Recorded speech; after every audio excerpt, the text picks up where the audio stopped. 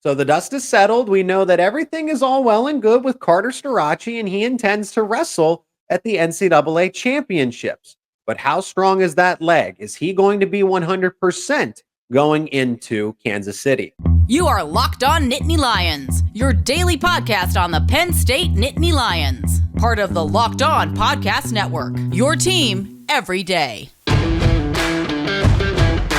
So we know that Carter Starocci is going to be in the lineup, and that puts Penn State at full strength going into the NCAA championships. This is Locked On Nittany Lions. I'm your host, Zach Seyko. Thanks so much for making us your first listen and watch every single day. Today's episode is brought to you by LinkedIn. These days, every new potential hire can feel like a high-stakes wager for your small business. That's why LinkedIn Jobs helps you find the right people for your team faster and for free. Post your job for free at linkedin.com/lockedoncollege. Terms and conditions apply. And the voice of Penn State wrestling is back. He will be out in Kansas City for all of it, the 3-day affair for the NCAA championships. And that is Jeff Byers. Jeff, we're going to talk about all the weight classes individually. Also talk about if Penn State will set records at the NCAA tournament in a 2-part episode series to preview the NCAA championships. How about we begin with the Carter Starocci situation, as we now have a bunch of clarity. We heard from Carter himself, and I've devoted so many episodes to this and so many segments to it, but I think people want to hear from somebody who's more aligned with Penn State wrestling, close to it, sees all the action as well. From your perspective, what was your take from start to finish when you heard about Carter being away from the team, still having to call the Big Ten tournament, and then actually getting to listen back to what Carter said in that presser, in that interview, when all was said and done? Yeah, I think a couple of things, and Kale touched on it too, even at the Big Ten championships on Saturday night, is that part of what makes Carter Starocci so good and who he is that competitive fire, and anytime anybody is trying to do anything to squelch that desire to compete, it rankles him. And again, that at the end of the day, I think is a good thing. I mean, that's what you want in your competitor. You want him to be out there competing. I think at the end of the day, cooler heads prevailed. Carter was, it is fair to say, fired up on Saturday and not happy with Cale Sanderson and the decision. And it wasn't just Cale's decision. I mean, it wasn't like Cale arbitrarily said, hey, I think I'm just not going to let Carter wrestle, right? Like, this was in consultation with the medical staff, on the advice of the medical staff, talking with all of the assistants and watching Carter as he progressed through the week. And he had made a lot of progress. And I think Carter was feeling like, hey, because of that progress, right, my knee's good enough, I can go win a Big Ten title. And the issue is, it's twofold. One is that the knee was not fully healed, and it won't be fully healed at NCAAs, but that additional time is significant. It is going to be more healed at NCAAs than it was, obviously, heading into Big Tens. Yeah. And so, in addition, if you allow him to compete, again, it's a risk-reward thing, right? The best case scenario is he does what he said he would do, and that is not allow anybody to get to the knee and go win the Big Ten title. Best case scenario. Well, that would be great. Obviously, it's a nice another feather to have in the cap for Carter Starocci. But at the end of the day, Carter Starocci isn't going to be remembered for how many Big Ten titles he won. He's going to be remembered as, just a fierce competitor, and then ultimately will be measured by whether or not he gets a 4th NCAA title, and potentially even down the road a 5th. So, and the risk, though, was, hey, you re-aggravate that knee to the extent that you can't compete in the NCAA tournament. Well, there isn't anybody anywhere who would not have criticized, rightfully so, the Penn State coaches, had that scenario played out, for allowing it, even the possibility for it to happen. So, there's no question the coaches and the Penn State staff made the right decision. And I think Carter, after allowing himself to calm down, again, I think he was fired up because he felt the knee felt good enough that he could Good go. enough. And he wanted to go. I mean, there's no question about that. And he was planning on going. I mean, he prepared all week with the idea that he was going to compete. But again, now I think you hopefully channel that fire, and I think he will, into the NCAA tournament.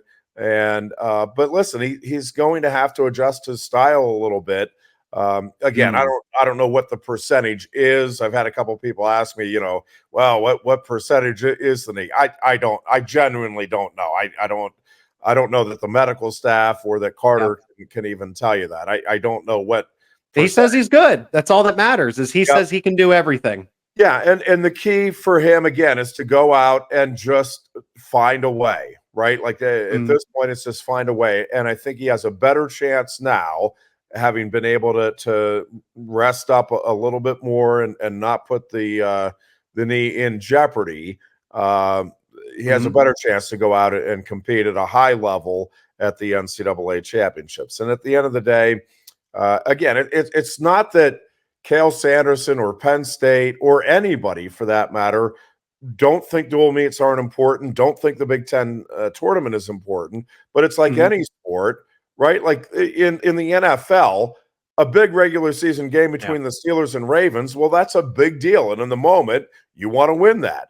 Obviously, you've got to win the playoffs to get to the Super Bowl, but like the Super Bowl is the ultimate goal. Well, in NCAA wrestling, yes, the NCAA championships is the ultimate goal. So that is the top priority. Doesn't mean that you don't, I think I keep reading stuff that Cael doesn't care about Big Tens or dual meets. And I know firsthand that it's not true. He cares very much about all of it. Right. They want to be out winning all of it. But yes, with any competitor, you ask them would you rather, Tiger Woods, any tournament he competed in, he wanted to go win. But yeah, it was ramped up with the majors, and that was the most important thing. So yes, Penn State gets a little extra amped up and definitely wants to win NCAA championships. But it's not that they do so with the idea that nothing else matters. That just is kind of a silly notion to me, and especially when you're talking about competitors at the this high a level. They want to go out and win in anything that they compete in. On the idea that we'll finish with this and then actually start to break down each individual weight class, Jeff, but you mentioned it, the possibility, he has to win his fourth for this even to be a serious consideration, but the possibility of Carter coming back for a fifth. Listening to him and then everything even leading up before the interview, that social media post, the interview itself, he gives me the impression that he's not as interested in the possibility of a fifth title. But what do you think about that? Yeah, I mean, I don't think it's what's driving him for sure. And I do think there are a bunch of different variables and components that play into it that I think Carter genuinely doesn't know now. And I think I think if you put truth serum in him, he's leaning toward not coming back. That's what I think, yeah. And I think part of it is, again, he has some real high aspirations, both in freestyle wrestling and in MMA. And I think he's a guy that, with as goal-oriented as he is and as talented and disciplined as he is, he can go get all of that stuff and then some. That being said, at the end of the day, do I think there's a chance he comes back? I do, because, again, it's a chance at history. I think you can get some people in his ear talking about the opportunities that can help open up. To be the only person to ever even have a chance to do something, I think is not insignificant. So, again, much like the injury, I don't have a percentage that I'd put on it. If you ask me, hey, you've got to make the call right now, what do you think Carter is doing? Right at the moment, right now, my guess is he won't be back in terms of competing at the collegiate level next season. But I'm certainly not going to be shocked if we see Carter Starocci at the NCAA tournament next year.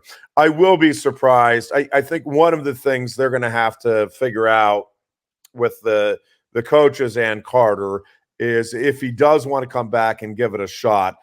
I don't think it'll be a thing where he just competes and goes through the entire grind of a collegiate dual season. I think it'll be much more like what you saw Kyle Snyder with Ohio State do, where he picks a handful of bouts, if that, to compete in, and then comes out and again competes in the Big Ten and NCAAs. So it would shock me if he just is like a mainstay in the Penn State lineup next year. It will not be nearly as shocking to me if he does end up being the postseason representative for Penn State next season. But again, it certainly won't surprise me at all either if he just decides, listen, I really want to go the freestyle route and prepare for MMA as well. At the present moment, Carter Starocci is the 174-pound wrestler for Penn State, and he's the number 9 seed. We are going to break down each individual weight class coming up in this 2-part episode series to preview all of the NCAA championships, plus discuss if Penn State can set some records with all 10 wrestlers at the championships. 125, 133 are on the way coming up next. This week's March Madness bracket highlight is brought to you by our friends at Nissan. Each week, we're picking one team that stands out, a team that's pushed it further than the rest. And just like any of the all-new 2024 Nissan SUVs, these guys were able to take it to the next level. How about the Utah State Aggies? They are obviously this week's Nissan Rogue. The team absolutely surprised us all with a powerful performance against New Mexico, giving them their first outright Mountain West title in program history. They say win life, go Rogue. And that's exactly what the Aggies have done here. Take the Nissan Rogue, the Nissan Pathfinder, or the Nissan Armada and go find your next big adventure. Shop now at nissanusa.com. That's nissanusa.com. Today's episode is also brought to you by Amazon Fire TV. Fire TV is your destination for sports. From live games to highlights to in-depth analysis, Fire TV offers amazing viewing experiences with smart TVs, as well as the Fire TV stick that you can just plug into your existing TV, and that it provides access to millions of movies and TV shows, as well as free and live TV. Whether it's opening weekend for baseball or the college basketball tournament, you're going to want to have Fire TV. Fire TV recently created the Fire TV channels to deliver a constant supply of the latest videos from your favorite sports brands, all for free. That includes all of us here at Locked On and most of the big pro leagues and college conferences as well. Fire TV lets you dive into everything, game analysis, highlights, and more to keep up to date with everything in the world of sports, March Madness, NBA, Major League Baseball, and lots more. Not to mention great news, entertainment, gaming, travel, and cooking videos as well. Check out Fire TV channels on Fire TV and Alexa devices. If you haven't checked out Fire TV, you should. Trust me on this. To learn more, visit amazon.com/LockedOnFireTV. That's amazon.com/LockedOnFireTV. The Locked On College Basketball Breakdown Show is now available on Locked On College Basketball. You can listen back wherever you get your podcasts, including YouTube. Experts Andy Patton and Isaac Shade will break down their brackets and discuss everything you need to know to fill out a winning bracket and prepare for this year's NCAA tournament. Find the Locked On Bracket Breakdown now on the Locked On College Basketball Podcast, wherever you get your podcast, including YouTube. If you want to keep up what Jeff does outside of Penn State wrestling, of course, you can listen to all the coverage. Go psusports.com, but you can listen to Jeff's daily talk show on 98.7 FM Fox Sports In-State College. You can also stream it at 987thefox.com. Braeden Davis is a number 1 seed, and I wasn't shocked by this at all because I feel like at the 125-pound weight class, Jeff, the best wrestlers that are in this class, most of them are comprised in the Big Ten Conference, and Drake Ayala didn't win. Matt Ramos did not win. Braeden Davis won. So if the collection of them are in the best conference at the Big Tens, and Braeden Davis is the one that comes out on top, it absolutely makes sense that the true freshman is the number 1 seed going into NCAAs. It does. This weight class, I think I've been saying it all year, is just, to me, as wide open a weight class as I remember seeing at the collegiate level. There's just a ton of kids that, to me, are legitimately in the mix here for All-America honors or even for national title honors. And and Braeden Davis obviously is one of those guys. I did think his run at the Big Ten tournament was very promising because it showed that kind of grit that you need to be able to win those close matches. And he won close match after close match against veteran wrestlers, Absolutely. and really good wrestlers at the Big Ten tournament. So, I think Braeden Davis's confidence is an all-time high. And I think he's a guy, Zach, that just it is hard to believe that he is only a year out from high school, because he is a guy that is really able to break down a match and get a feel for what it is he needs to do and how he needs to adjust his game to be able to find a way to win a match. And I thought his matchup with Patrick McKee, I thought that was a really tough draw, which obviously you expect that you'd have a tough draw in the finals of the Big Ten championships. But I just thought the style there was an interesting one, and Braeden handled it. Score-wise, it was his easiest win in the entire tournament. But I just think, again, he got to that point where he's feeling fresh, and I think that's a big part of the equation here for these Penn State kids, is they feel like they are, ready to go. They are feeling mentally and physically really good and really ready to go. And I think Braeden Davis has set himself up very well. Now, that being said, again, I think those top 10 to 12 guys, maybe even more than that, there's not much separating them. And it's going to be who hits a move somewhere along the way in 7 minutes and finds the way to win. But I think Braeden Davis put himself in a terrific position and has a chance to do something really special here at the NCAA tournament.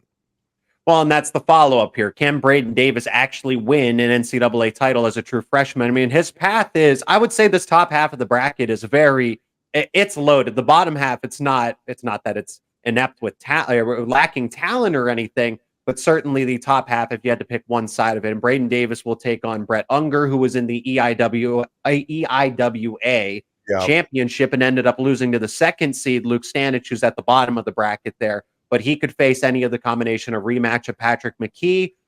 There's a chance that he could face the 8th seed Richard Figueroa. And then at some point, Drake Ayala's on that other side of the bracket too. But Matt Ramos as the 4th seed, I feel like that's a crash course for the semifinal between Davis and Ramos. But again, nothing's a given when you are going to face guys potentially of McKee or Figueroa to start in that quarterfinal. No, I know it's a cliche, and it's I guess a cliche for a reason. But at 125, it really is going to be about one bout at a time. And Braeden obviously is a true freshman, isn't going to go in there overlooking anybody. And even in the first round, there's a chance he'll face Tristan Lujan of Michigan State. Lujan wrestles that Mike Joyce of Brown in the pigtail bout there.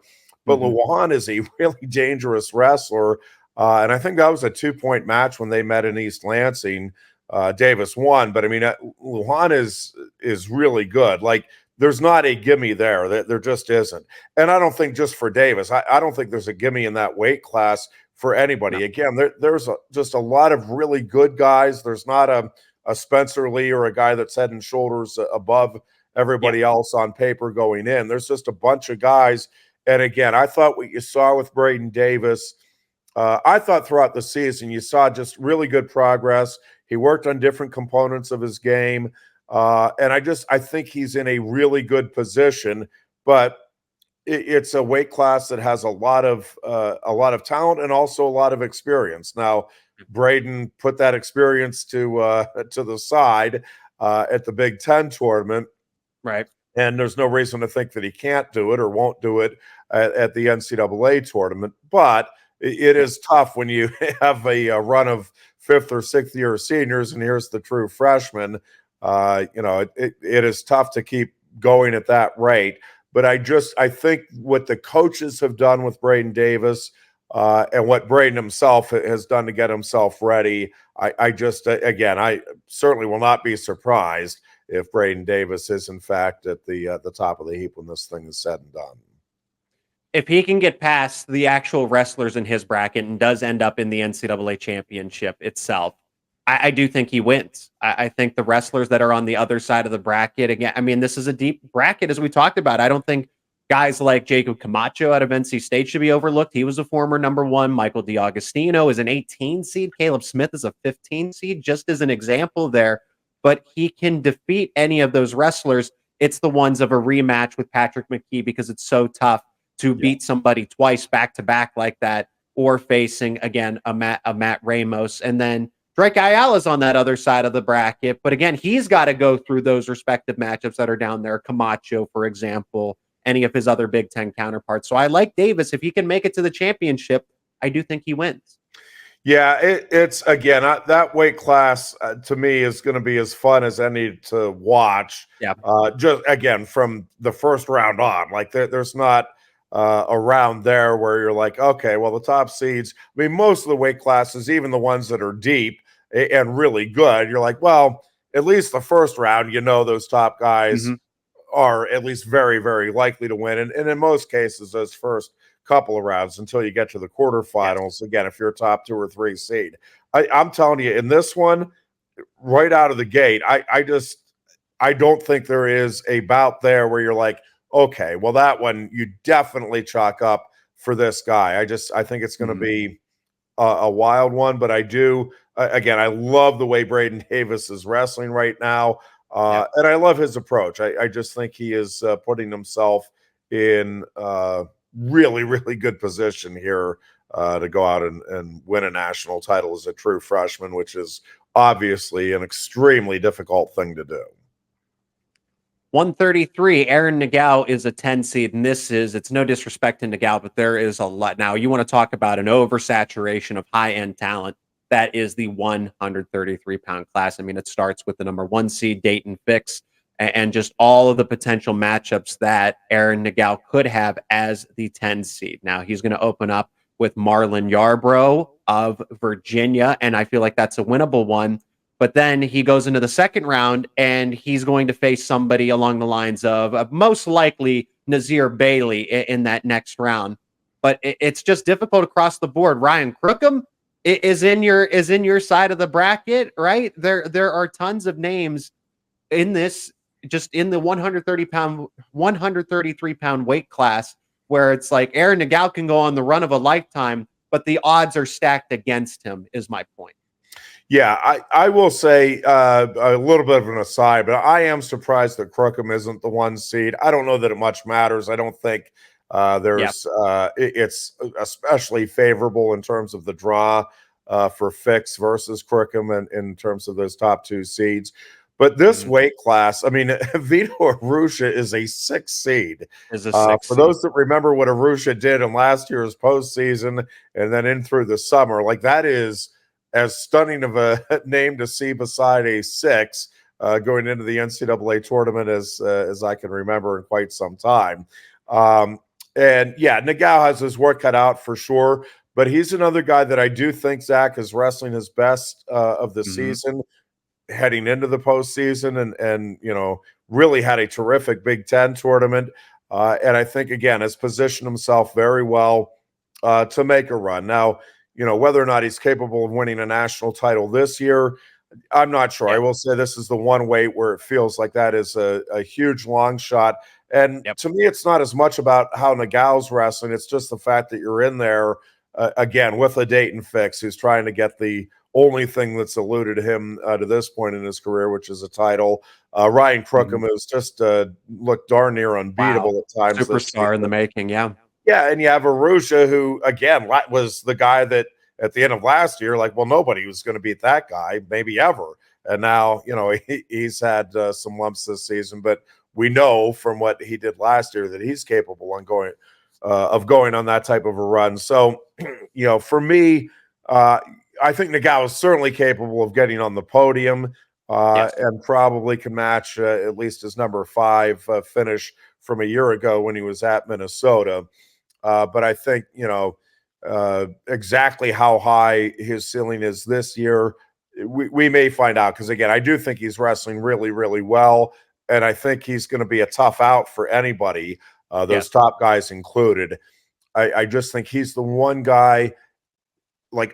He's the guy that I'm expecting to take the biggest leap from the end of this year to next, just because I think now that he's been in the program and they have that familiarity now with the coaches being they have that familiarity with Aaron Nagao and what it is he can do, and maybe some areas they can help him. And now Aaron having that full year in the Penn State lineup and knowing the adjustments that he kind of needs to make moving forward. Like, that is a guy that I'll kind of pencil in as somebody to watch as a real big time national title contender next year. I just think, again, I think he has a chance to be high on the podium. I just have a hard time seeing where he beats guys like Crookham or Fix this year. And he's most likely going to meet Crookham in the quarterfinal round. Beau Bartlett is a 2 seed. Tyler Kasak, true freshman, is a 7 seed. 141, 149. Let's get into those brackets coming up next here on Locked On Nittany Lions. And this episode is also brought to you by LinkedIn Jobs. When you're hiring for your small business, you want to find quality professionals that are right for the role. That's why you got to check out LinkedIn Jobs. LinkedIn Jobs has the tools to help you find the professionals for your team faster and for free. LinkedIn isn't just another job board. LinkedIn has the vast network of more than 1 billion professionals, which makes it the best place to hire. It gives you access to professionals you can't find anywhere else. LinkedIn does all of that while making the process easy and intuitive. Hiring is easy when you have that many quality candidates. So easy, in fact, that 86% of small businesses get a qualified candidate within 24 hours. LinkedIn knows that small businesses are wearing a lot of hats and might not be able to have the time or the resources to hire. LinkedIn is constantly finding ways to make the process easier. They've even just launched a new feature that helps you write job descriptions, making the process even quicker. Post your job for free at linkedin.com/lockedoncollege. That is linkedin.com/lockedoncollege to post your job for free. Terms and conditions apply. And remember, if you're not already, become an everydayer. Subscribe to Locked On Nittany Lions on YouTube and wherever you get your podcast for the latest conversations around your favorite Penn State sports teams. Jeff is going to be calling every single Penn State wrestling match at the NCAA championships beginning on Thursday, continuing through Friday, all the way with the finals themselves going into Saturday. And in this final segment, this is part 1 of a part 2 series, so be sure to check out part 2 on the other side of this episode. But we'll finish up in the final segment with 141 and 149, Beau Bartlett, and then Tyler Kasak. For 141, I made the comment that Beau Bartlett is as close to the gap between himself and Jesse Mendez, because I feel like if they wrestled 10 times in a row, you're going to get a split right down the middle of 5-5, maybe 6-4. But that's why because Bartlett won the first time around against Mendez, and then it was a close one the next time with Mendez finishing with a victory. So that's why Mendez is the 1 seed, because he wins at the Big Ten championship, and Bartlett takes that 2 seed. But I like his side at the bracket. However, that second round matchup, Jeff, is the one that I'm circling before he gets anywhere. We talk quarterfinals, semifinals, anything, because I think that he's going to face a Cole Matthews who is severely underrated just because he's having a down season.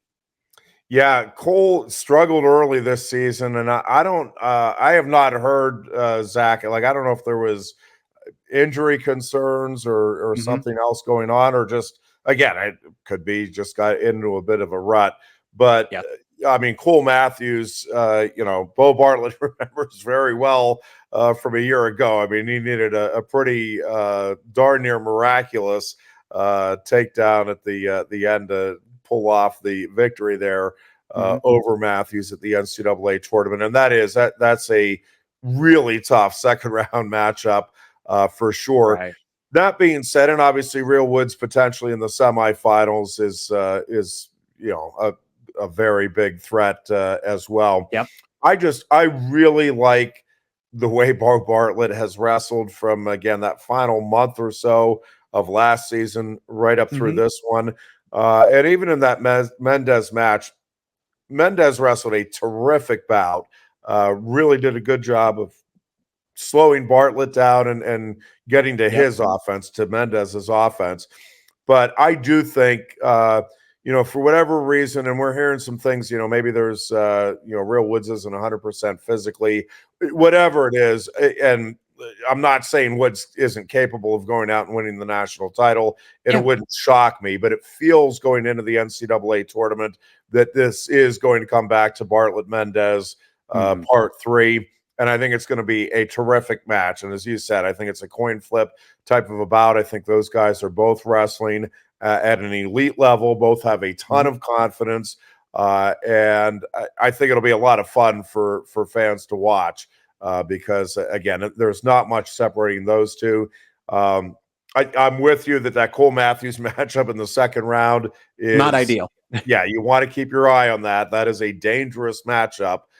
For sure. But Penn State's history here and Beau Bartlett's history going back to last season and then through the Big Ten tournament is that they show up for these matches and find a way. So I think Beau Bartlett does end up in the finals, and I think it ends up being, again, just a fun match. It'll be who gets a takedown somewhere along the way here. I think that'll determine which of the two is a national champion. But going into the tournament, I certainly am expecting that Bartlett will navigate what is a tricky, again, 141 is just a loaded weight class as well, and especially in the Big Ten. I mean, the Big Ten just had, there's a reason they had 11 automatic qualifiers from the way to the NCAA tournament. So, it'll be fun to watch. I think there's going to be a lot of really good matches. And again, I don't think Bartlett has a cakewalk to the finals, but I do think he'll end up there.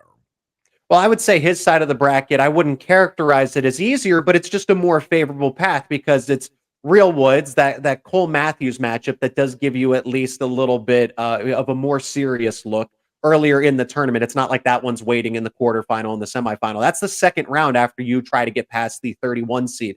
But he avoids, these guys are all up near Jesse Mendez, Sergio Lemley, Brock Hardy, Ryan Jack out of NC State. Yeah. If I had to argue who has the tougher path to that championship, it is easily Jesse Mendez. Yeah, no, I would agree with you there. I definitely think again, there's dangerous matchups throughout that weight class, but yeah, I think I would agree with you that the overall tougher path to get to the finals, ironically, is for Mendez versus Bartlett. That being said, again, I think either of them, regardless of the path, I think they're both going to be able to navigate their paths, and they will get there, and we'll see it for a third time this season. 149 pounds. The true freshman Tyler Kasak is a 7 seed, so I'm glad he saw a deserved bump in the rankings, if you will. He's always kind of been, he was inside the top 15 and then started to get closer to the top 10. And now, I mean, look at this as a ranking system, essentially. He is the number 7 wrestler going into this tournament. As far as path goes, I mean, it's any which way. It depends as far as who is still standing, but some of the names that he could run into along the way, Kyle Parko's one of them. I imagine that he would see at some point Kyle Parko. I mean, Austin Gomez is on this side of the bracket as well. And Dylan D'Amelio is a 14 seed out of Ohio State. So this is a very deep 149-pound bracket. Ridge Lovett is obviously the 1 seed. I just find it very intriguing that Austin Gomez comes up short in the Big Ten championship. That one was really close between Lovett. We want to talk about coin flips again. Going back, you wrestle 10 times in a row between Gomez and Lovett. I feel like Gomez, you're going to split them 5 and 5, maybe with the shade that Gomez wins 6 out of 10. But on that given day, Lovett was better, and somehow Gomez is a 6 seed. So for Kasak, I think he can end up on the podium. It'll be close if he's going to finish in one of those top 8 spots to get the All-American nod. I could see him in the 7th place match. But that's where I would put his ceiling at this point, just because there's so much other talent, and he's still inexperienced at this point. Yeah, I got to tell you, Zach, and we'll see. I'm wrong as often as I'm right when it comes to predicting this stuff. Tyler Kasak has come on here at the end of the year, and there's just there's a little different confidence and a little different feel to his game right now. And I think he is a guy that could really surprise here for Penn State at the NCAA tournament. Wow. Now, the weight class, again, at the top is really, really strong. And, Yes, it is.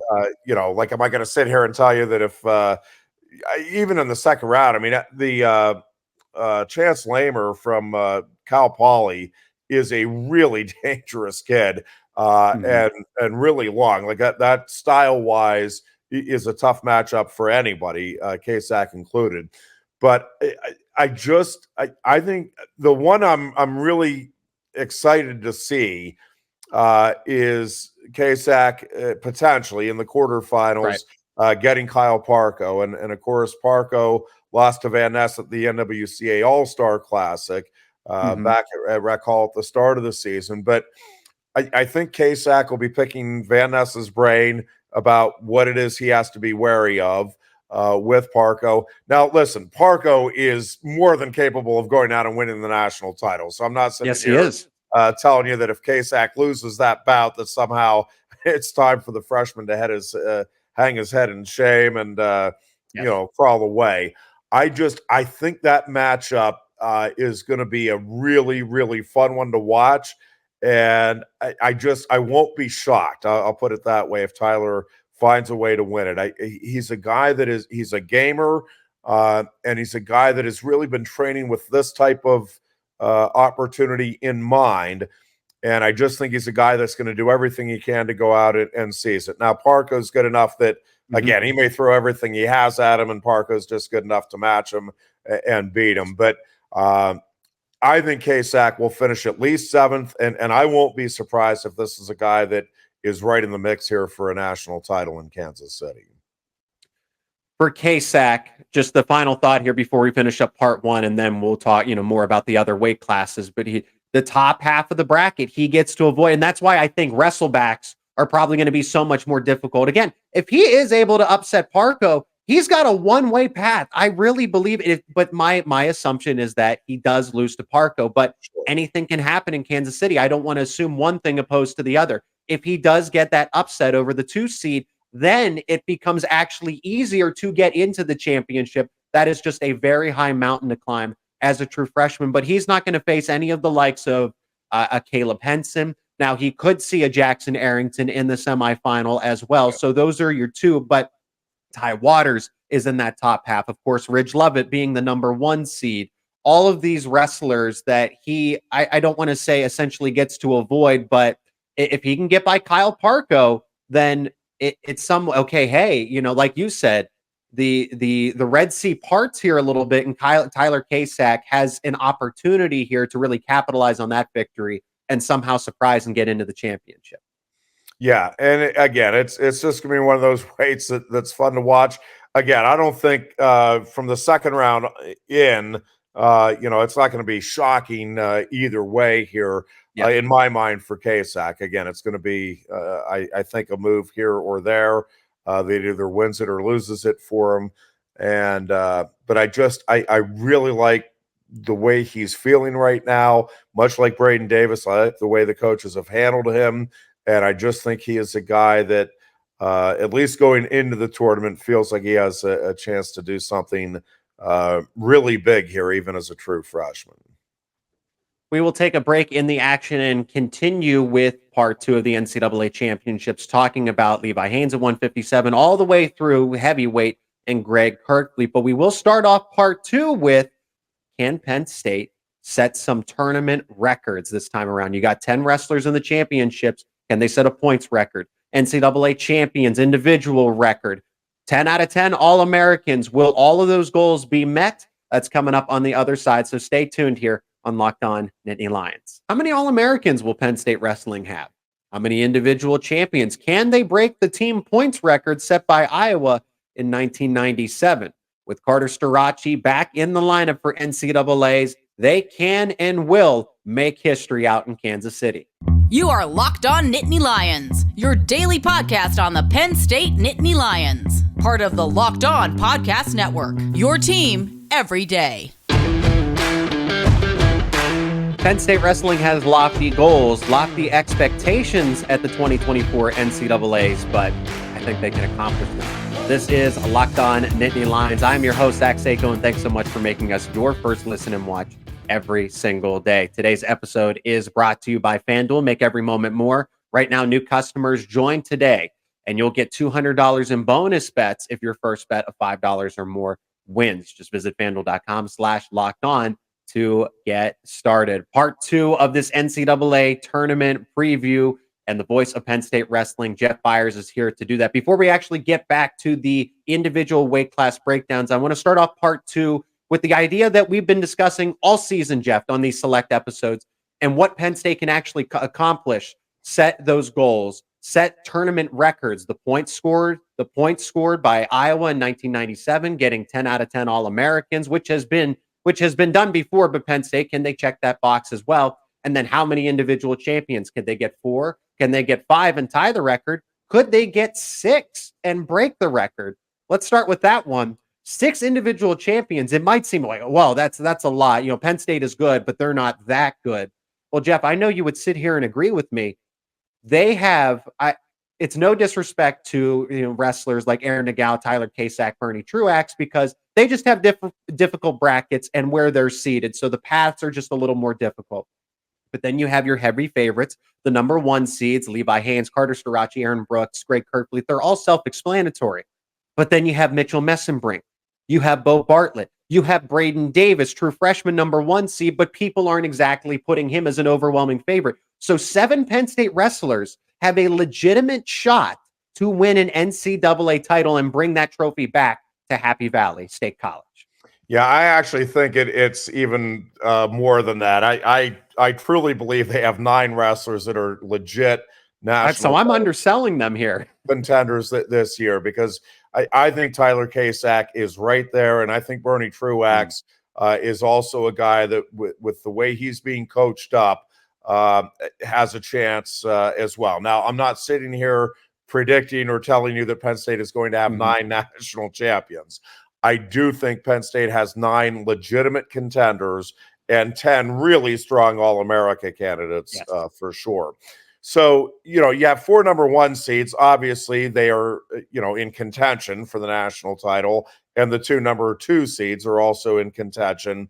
And as you said, Carter Starocci, although a 9 seed, is certainly going to be viewed as a title contender at 174. So you have 7 guys who are either seated in the top 2 or have won multiple national titles already in their career. So, you can't say it'd be shocking to see any of those 7 in the finals. And again, speaking from Penn State's perspective, it won't be shocking if Tyler Kasak or Bernie Truax find themselves there as well. So does Penn State have a chance to get at least 5 champions to tie the record or get 6? Yeah, there's a chance. Now, again, a lot of things have to come together for that to happen. There's a reason that only 5 champions has happened 5 times in the history of the sport. Like, that is a really, really tall order.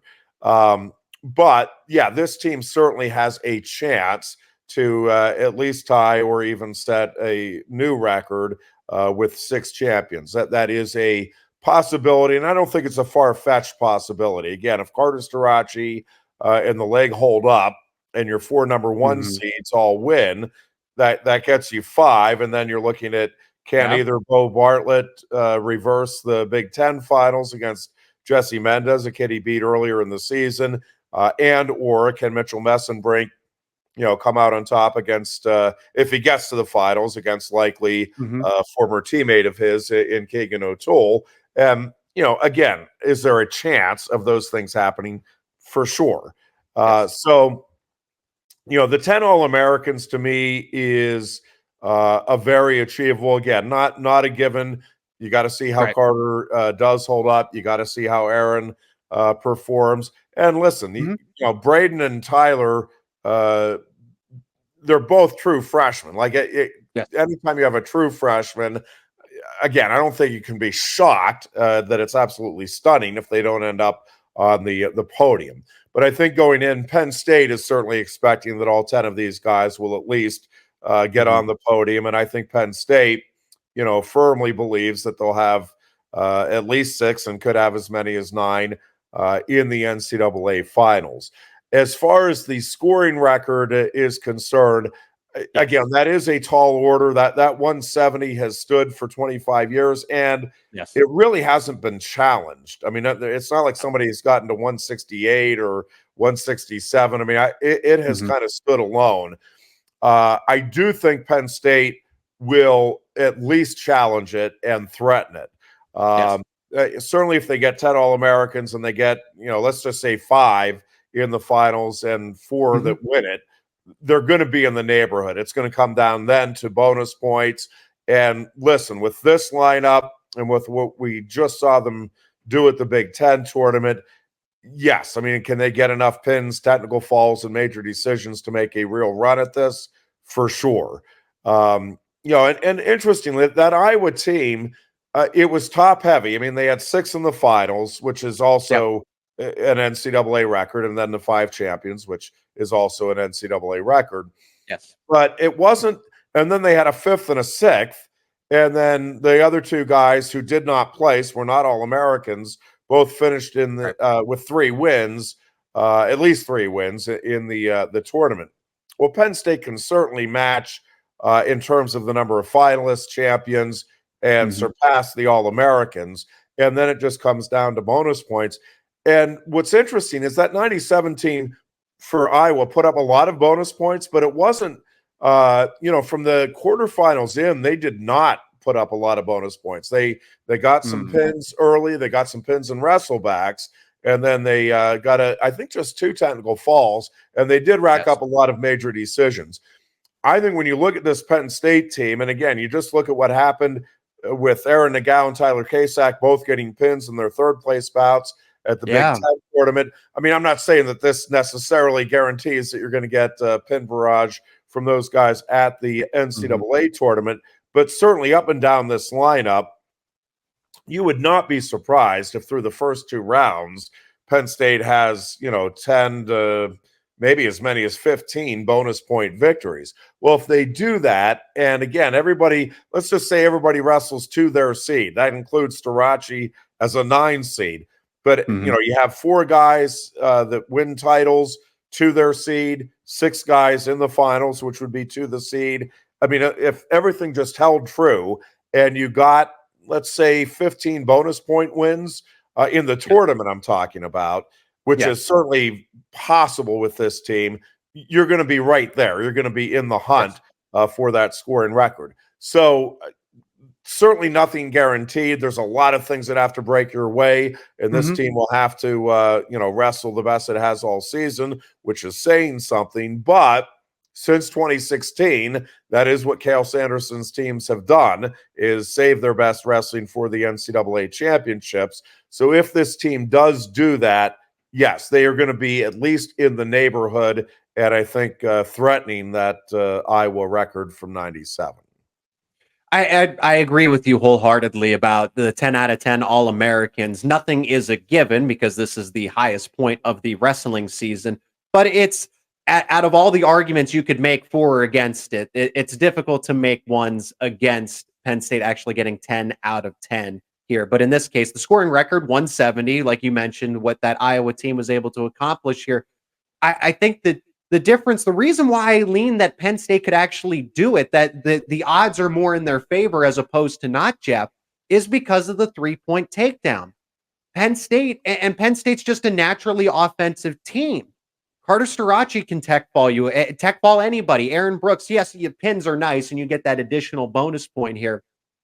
But Mitchell Mesenbrink is a scoring machine. Levi Haines can be a scoring machine. Greg Kerkvliet has shown he can do that. Some are better than others offensively, but that element, the 3-point takedown, makes this a little more favorable for this Penn State team than as opposed to years past. Yeah, no, there's no question about that, Zach. And I think, with Aaron Brooks and Greg Kerkvliet, you almost chalk up that you're going to have, let's say they both wrestle 10 bouts and do win national titles at those weights. You almost chalk up that there's going to be at least 5 bonus point wins there between the two, and very likely 7 or 8. I mean, Aaron Brooks has been able to bonus point everybody he's wrestled this year. I mean, the only bout that he didn't get bonus points all year was Zach Glazier in the dual meet. It was a 5-1 decision, Right. but he just turned around and beat Glazier by technical fall at the Big Ten tournament. Yep. So, Brooks getting bonus points against anybody and everybody is not a surprise. And really great Kerkvliet, the same thing. I'm not guaranteeing you that either of them are going to run the table with bonus point wins, but you're certainly not going to be surprised if they both get 3 or 4 bonus point wins along the way. And again, I think Mitchell Mesenbrink, certainly you'd expect in the first couple of rounds, is going to get some bonus points for you. Levi Haines in the first couple of rounds, you're expecting to get some bonus points. And again, between wrestlebacks and the later rounds even, I think, guys like Braeden Davis and Tyler Kasak and Bernie Truax is another guy that is certainly capable of getting some bonus points along the way. I mean, really up and down the lineup, there's not a guy there that, you're not expecting to get at least a bonus point win somewhere along the way here at the NCAA tournament. And so, yeah, I think Penn State has a good shot at it. Again, a lot of things have to come together, and there's not much margin for error if you're pursuing a record like that. But we just saw this team surpass the lofty expectations that it had at the Big Ten tournament. So again, all it really needs to do is meet its expectations at the NCAA tournament to have a real shot here at the scoring record. And they did that without Carter Starocci in the lineup. So you were able to score. And now I know it's the Big Ten Conference. You're not factoring in the likes of what NC State can do and Oklahoma State, et cetera, Missouri, right? But at the Big Ten championships, they met that 170-point mark without Carter Starocci. I know Flow Wrestling is projecting something in the neighborhood of between 130 and 140, but that's before this is just purely on seeding and projections, the individual bouts themselves where bonus points are scored.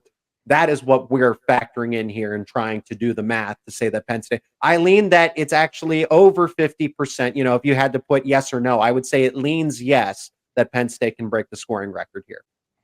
Yeah, I mean, I really think they have a great shot at it. And, we'll have a pretty good idea, obviously, by the end of the day, Friday, how realistic that shot is. But,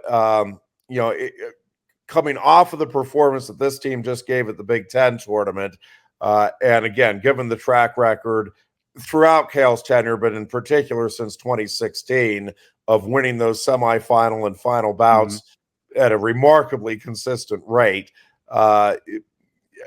If Penn State does kind of what it has done here in recent years at the NCAA championships in terms of its top end guys, again, 6 or 7 in the finals is certainly very much in the realm of possibility, and getting 4 or 5 champions is again not an unrealistic goal or possibility for the program.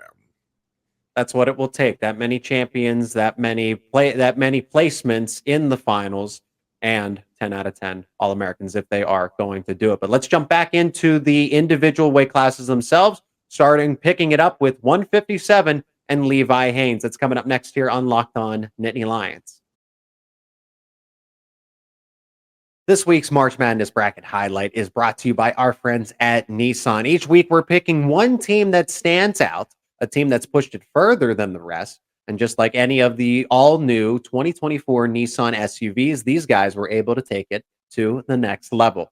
How about the Utah State Aggies? They are obviously this week's Nissan Rogue. The team absolutely surprised us all with a powerful performance against New Mexico, giving them their first outright Mountain West title in program history. They say win life, go Rogue.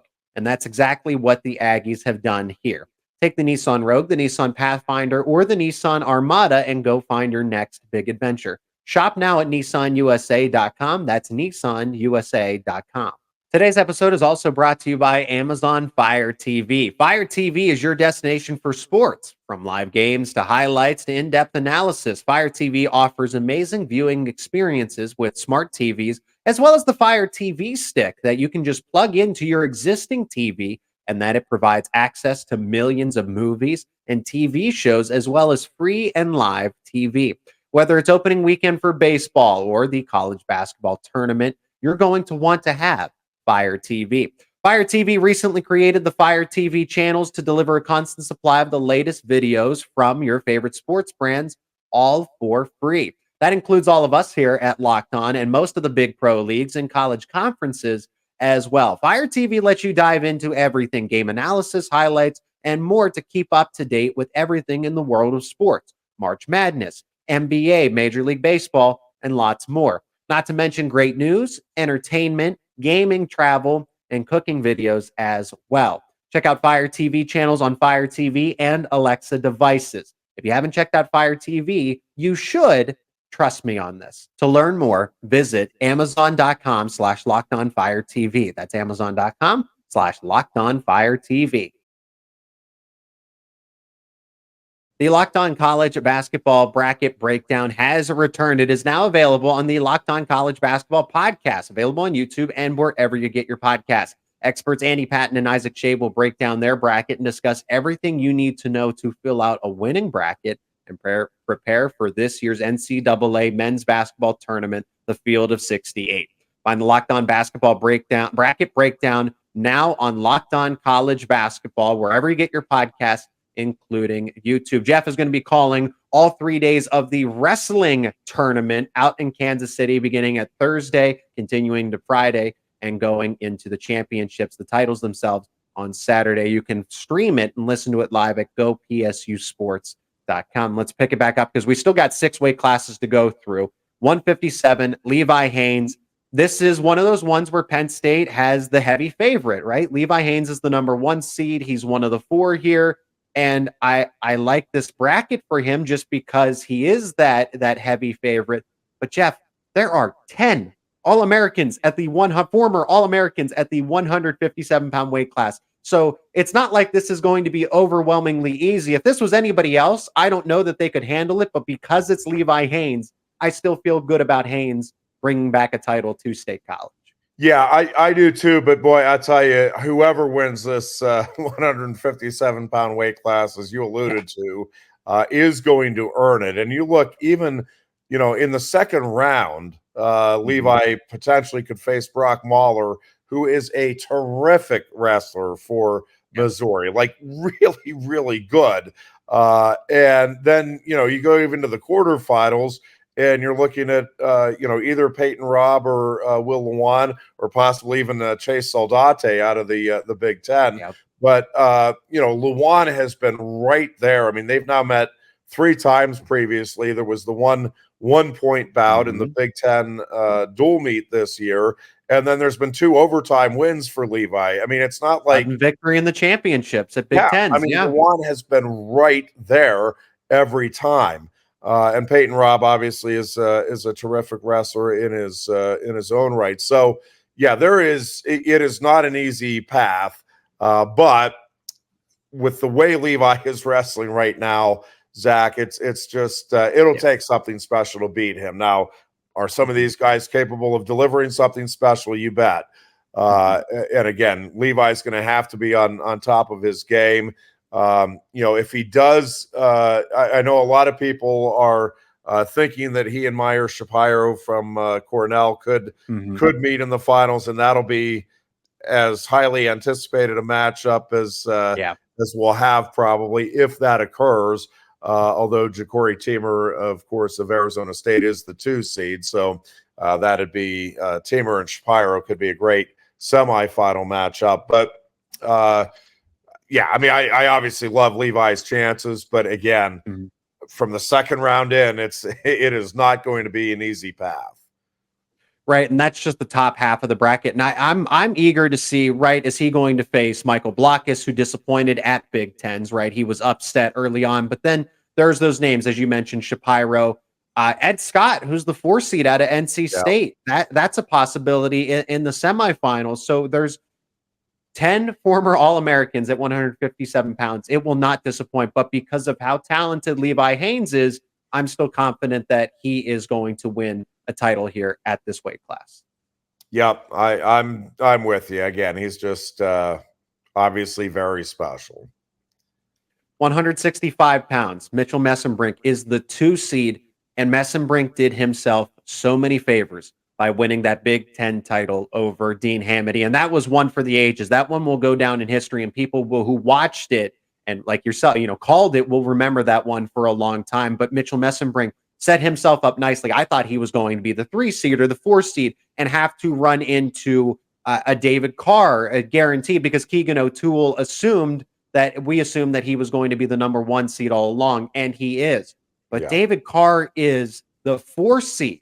So Mitchell Mesenbrink, one way or another, does not have to face either of those guys in the semifinals. One of them is going to eliminate each other, and Mitchell Mesenbrink has a very favorable path because of what he did at Big Tens to be the number 2 seed here at NCAAs. And now it feels like he is going to meet one of them in the NCAA championship as opposed to the semifinals. Yeah, and listen, I think Julian Ramirez is really good. I think that could be a really entertaining semifinal bout, but I'm with you. I think Mitchell Mesenbrink, David Carr, and Keegan O'Toole are the 3 that are, and I know Ramirez won earlier in the season over Carr. I get it. I'm just telling you, when they're all wrestling at their best, I think those are the 3 that stand out this weight class. And again, Ramirez already proved that he's capable of winning. I mean, he did win over Carr, so I'm not sitting here telling you that it's there's no chance that Mesenbrink doesn't get to the finals. But I'm with you. I really like his chances, and I do think it'll be him and O'Toole in the finals. And there's just so many great storylines to that one. Of course, O'Toole wrestled for Mesenbrink's father, John, in high school. They were teammates and obviously know each other very well. And they both have, they both go and both have kind of funky styles. I think that bout has a chance. It's one of those where sometimes 2 guys know each other so well that it ends up being just a 4-1 score because neither can figure the other one out. I think, and it could be wrong. It could end up being a 4-1 bout, but I think both of these guys love the sport enough and know each other well enough and are confident in what they bring to the table. Like, I think that score is going to end up being similar to what you saw with the Mesenbrink Hamity score, where both wrestlers are in double digits. And, whoever wins, it's going to be wildly entertaining. And I think both of those guys will give a genuine handshake and pat to the back of the one that wins it. And will, the champion will console the guy that loses it, if it's what we see. And again, both have tough paths. It's not that I think there's anything automatic here in this weight class. Again, Ramirez is really good, but I think Mesenbrink has just again taken that next step to being elite. And O'Toole just seems to have Carr's number. Again, I'm not saying there's no way Carr could win that matchup in the semis, but I really think we're heading to O'Toole versus Mesenbrink, and I, for one, am ready to sign up to watch that one. And the only reason O'Toole would be the favorite in the hypothetical matchup is just because of the experience. This is Mitchell Mesenbrink's first season at Penn State, his second season wrestling collegiately, and O'Toole is a former NCAA champion here. But Mitchell Mesenbrink, go back and watch the first episodes we ever did for this season, Jeff, because so that everyone can attest to what we said. We always had Mesenbrink in the top 4 as a wrestler who was going to make the semifinals one way or another at 165, and was in the conversation with the likes of Carr and O'Toole all along. Yeah, I just think, again, I will be surprised. Most of these weight classes, I'm like, from the second round in, it's not going to be shocking. Yep. This one, I will be very surprised anyway if Mesenbrink isn't at least in the semifinals. And then let's go to 174, Carter Starocci. Well, the injury defaults, we know at the Big Ten titles, and we talked about, go watch back to part 1 and our final thoughts on everything that happened, that transpired at Big Tens, and then the good ramifications from it. Good conversation with Coach, and now he's here at NCAAs, but he's the number 9 seed. And why this is so interesting, and Carter said, he's like, hey, I'll do an Ultimate Warrior challenge where I wrestle each individual wrestler, and I will take every one of them out. I'll wrestle all 32 of the other ones. Heck, I'll wrestle the pigtail and go through that. But when he mentioned the pigtail, we were, okay, this was even before the seeds were released, Jeff, that Carter was saying that he wants to take the number one wrestler in the bracket on early as possible right out of the gate. That was his point. Well, he's going to get to do just that because Mekhi Lewis and him are now on a crash course for the quarterfinal, not the championship, the quarterfinal, where I think it's a shame that Mekhi Lewis, as decorated as he is in the veteran sport, as a veteran in the sport of wrestling, he's going to have to go through wrestlebacks when he faces Starocci in that 1 versus 9 seed matchup. Yeah, and listen, for me, Zach, this just comes down to how well can Carter wrestle with the leg and how does the leg hold up? Yes. Because if the leg holds up and Carter is able to make the adjustments that he needs to, in terms of his approach, I'm talking about. Right. I mean, Carter is the best wrestler in the weight class. You're just hoping he gets a chance to go out and prove it. And yeah, it's a brutal draw for Mekhi Lewis. To as the 1 seed to have Starocci in your half of the bracket in the quarterfinals. But again, nothing's given here with Starocci just because you're not going to know until you see it, how everything holds up and, how effectively he's truly able to wrestle. And again, I have my guess and I'm hoping that everything goes well. But you just have to see it, and it's a big unknown right now. I mean, I know Carter's talking a good game, and I'm hoping that he's accurate, that everything holds up, and he goes out and does what he does against all comers. Until you see it hold up over 3 days, you just don't know. And I think there's at least a part of you, if you're a Penn State fan, that's going to be holding your breath through every bout until you get to the end of it here with Carter. And then you have Shane Griffith as the 4th seed, right? All these hypothetical matchups that are going to be high profile and the best of the best in this 174 bracket are going to happen outside. If they're going to happen, they're happening outside of the championship that's on Saturday. Yeah. Yeah, and I don't know how well Shane's holding up either. Obviously, right, after Big Tens. Yeah, forfeited at the conference tournament. So, but listen, that's part of the equation. I mean, every year you have wrestlers who are dinged up and legitimately injured and, wrestling through and battling through. And we've seen a bunch of them go on and win titles, but we've also seen some guys that have had to check out early because, a shoulder or a knee or whatever just isn't holding up as they had hoped. So, again, it's just one of those until you see how it goes, you're just not going to know with any certainty. 184, 197, 285. That will cap off the preview for the NCAA championships out in Kansas City. And those 3 weight classes featuring Bernie Truax, Aaron Brooks, and Greg Kerkvliet are all coming up next. And today's episode is also sponsored by FanDuel, the official sportsbook of Locked On. Say goodbye to busted brackets because FanDuel lets you bet on every game of the tourney. Whether you're betting on a big upset or number 1 seed, it's time to go dancing on FanDuel, America's #1 sportsbook. Right now, new customers get $200 in bonus bets if your first $5 bet wins. It's that simple. That's $200 back in bonus bets if your first bet of $5 is a winner. $200 to use on point spreads, money lines, totals. You can even pick who's going to win it all. Just visit FanDuel.com/lockedon. That is FanDuel.com/lockedon and bet on college hoops so they cut the nets down. The Locked On Podcast Network is making history. Locked On has launched the first ever national sports 24/7 streaming channel on YouTube, and now it can be found. It is available on Amazon Fire TV and the free Fire TV channels app. Locked On Sports Today is here for you 24/7, covering the top sports stories of the day with local experts of Locked On, plus the national shows covering each and every league. Find Locked On Sports Today on YouTube and now available on the free Fire TV channels app. Remember, if you're not already, become an everydayer. Subscribe to Locked On Nittany Lions on YouTube and wherever you get your podcasts. If you want to keep up with what Jeff does outside of wrestling coverage, you can listen to him daily on 98.7 FM in Happy Valley, in State College, Fox Sports Radio in the local area. If you want to stream it, 987thefox.com. And in this final segment, let's wrap it up Bernie Truax at 184, Aaron Brooks at 197, Greg Kerkvliet at 285.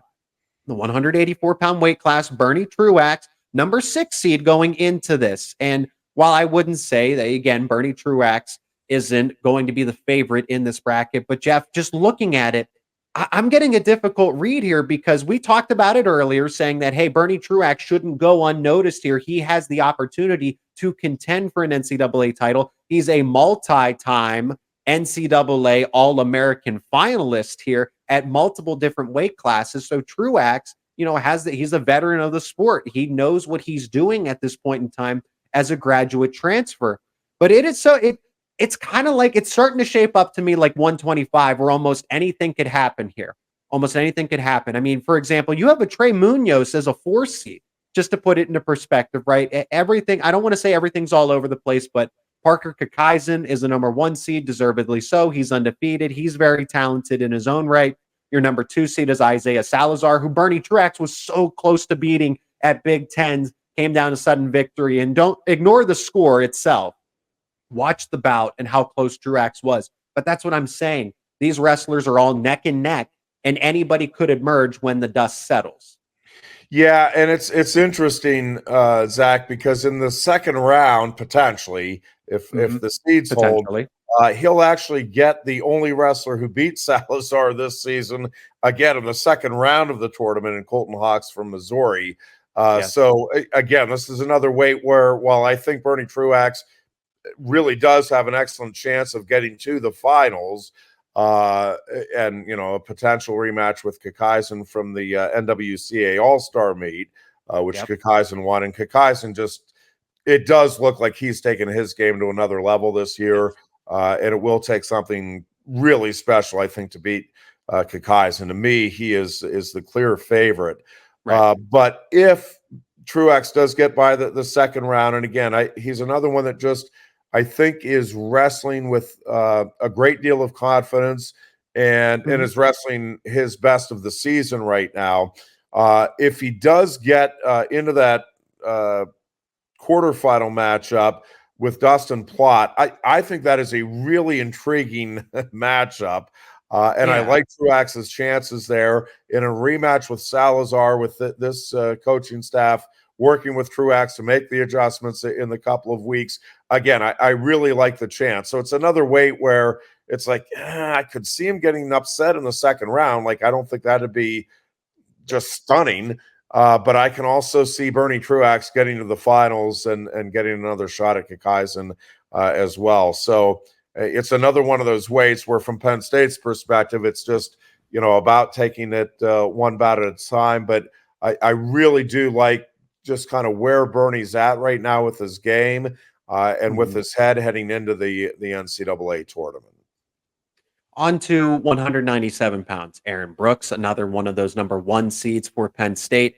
And like Parker Kakaisen at 184, Aaron Brooks all alone, taking his game to the next level, if that's even possible. But somehow Aaron Brooks is still able to capitalize, and he is going after his 4th NCAA title. COVID, turned him away that one opportunity, but now he's a 3-time. And him and Carter are looking to become the first. I thought this was interesting, and doing a little bit of history check before going into this.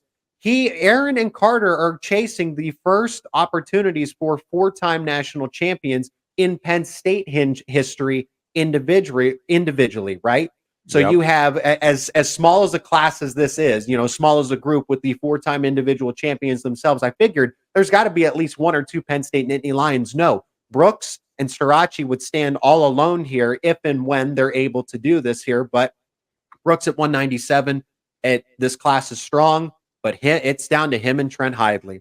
These two, it's Aaron Brooks, and then it's Trent Hidley, and then it's everybody else. I really don't expect anything outside of Brooks and Hidley, another rematch between these two in the championship at 197. Yeah, I think that's right, Zach. I mean, this one, it just, again, we've seen crazy things happen over the years, but boy, it sure feels like, yes, Hidley and Brooks are kind of destined here to meet in the finals. And, Aaron Brooks, I think, is, at least in my mind right now, Zach, the favorite to win the Hodge Trophy. Again, he's won every bout but one by bonus points this year, and that one Right. Again, was a 5-1 decision that he then in the second meeting turned into a technical fall against Zach Leisure of Iowa. So to me, Brooks goes into the NCAA tournament as the favorite to win the Hodge Trophy, and I think he'll come out of the tournament having it firmly locked up. I just think Aaron Brooks, the way he's wrestling right now, I think he's one of the best pound-for-pound wrestlers in the world, not just in the American collegiate scene right now. And just this class overall is so interesting to me. There are so many names that I recognize from covering Pennsylvania high school wrestling that Aaron Brooks could see. I mean, Luke Stout, to name one of them, Max Stout, the brother, Trent Hidley was one. And he won gold medals at Mifflin County High School and was heavily recruited by Penn State. But ultimately, as we've seen, when they were both at 184, Aaron Brooks has always held the advantage, whether that was at collegiate wrestling or in freestyles, right? Brooks has always had the edge over Hidley to this point here. Now, I will say this, there isn't anybody that threatens Brooks. Maybe, it'll be interesting to see a possible matchup between him and Michael Beard, since Beard was at Penn State once upon a time, now at Lehigh. But I don't want to say that Hidley's a given to get to the championship, because he will have to go through Tanner Sloan, who is the 3 seed. Yeah, although I think Hidley, Sloan is very good, and yes, it wouldn't be shocking. I mean, it wouldn't be out of this world. That's my point. Yeah, but I think Hidley's a better wrestler right now, and I think it'll be Hidley and Brooks, and I just think Brooks again is wrestling as well, if not better than anybody else in the country at any weight right now, and I just don't see anybody being able to beat him. And we're in the home stretch here with 285 heavyweight, as Greg Kerkvliet is one of those other number 1 seeds. He's the final number 1 seed here.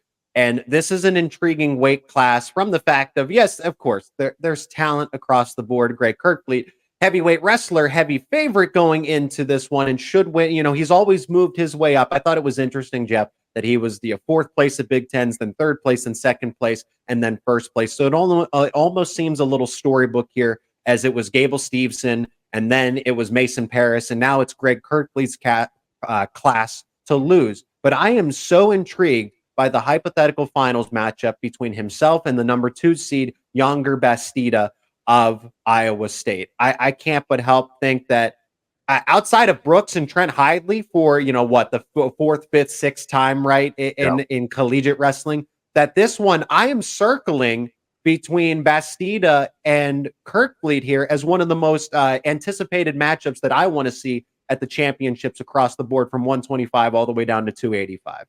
Yeah, Bastida was very impressive against Wyatt Hendrickson in that Big 12 final, and obviously is really dangerous and really good. I think going in that Greg is just at a little different level right now, even from Bastida or anybody else in this weight. But Bastida was definitely an attention getter with that win over Hendrickson, and Hendrickson is certainly a guy that I think is capable of being right there in the mix. And Colton Schultz, I think is capable of catching fire here and being a dangerous wrestler as well. But going in, yes, I think this is Greg Kerkvliet's weight class to lose this year. And I'm glad you brought up Schultz, because once upon a time, not too long ago, Schultz was in the NCAA championships against Gable Steveson. Yeah, no, and he just has, dropped off a little bit. Hasn't wrestled a whole lot this year. I think he only has like 10 matches under his belt coming out of the Pac-12 tournament. Again, that's a dangerous potential semifinal matchup. But until you get to the semis, I think Greg is going to roll here, and really, I think Penn State will be looking to get bonus points in the first 3 rounds here, quarterfinals included, from Mr. Kerkvliet. Yeah, I think Kerkvliet, there's just so much distance between himself and anybody else that I look at. Hypothetical matchups, could he face Corey Day out of Binghamton? There's a chance that he could see Nick Feldman for another time, the dual meet, Big Tens, and then here at NCAAs. But again, there's just such a gap between himself and the rest of anybody else that Colton Schultz makes it interesting in a hypothetical semifinal. Wyatt Hendrickson is all the way down on the other side of the bracket as the 3 seed. And that's why it's just, those matchups are all well and good, but it's Kerkvliet versus Bastida, because when I look at Kerkvliet versus Schultz, they are two different types of wrestlers.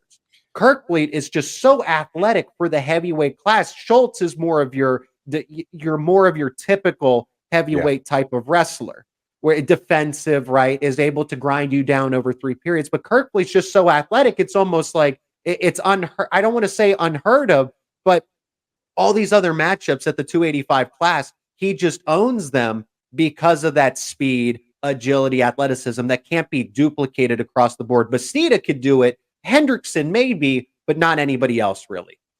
Yeah, no, I just, and Greg has taken his game to another level this season, even from where he was at a year ago, which was at a very high level and in a very good place. But again, Bastida has obviously made tremendous strides as well, and is a guy that has that athleticism and kind of brings the quickness of the 97-pound weight class with him up to heavyweight here. So I do think that would be a very intriguing finals. It's just that with what's there in collegiate wrestling this season, until somebody actually beats Greg Kerkvliet, I'm not buying that anybody truly can, or at least that anybody will here at the NCAA tournament. And that'll do it. A full NCAA tournament preview here on Locked On Nittany Lions. The voice of Penn State Wrestling, Jeff Byers. Can't thank him enough for helping me out here. If you want to listen to his live play-by-play coverage all the way through at the NCAA Championships in Kansas City, it is over the course of Thursday, March 21st, all the way through Saturday, March 23rd, beginning at 11:40 a.m. Eastern Time, with the first session continuing in the evening, with the second session picking up Friday, 11:40 a.m. Eastern Time at the third session, fourth session in the evening that Friday night. And then depending on what Penn State wrestlers are still in wrestlebacks, that will pick up at 11:40 a.m. Eastern Time on Saturday as well. And then the championships, you will be live at 6:40 Eastern Time for those title matches for whatever Penn State wrestlers make it all the way there. If you want to stream that, if you want to listen to it live, go psusports.com. Jeff, thank you so much for the time. I really appreciate it. Taking time out of your busy schedule. Safe travels, and I'm looking forward so much to all the wrestling action, but from your perspective there. So thank you. Thanks, Zach. Yep, definitely looking forward to it. This is my Christmas morning, so I can hardly wait as well.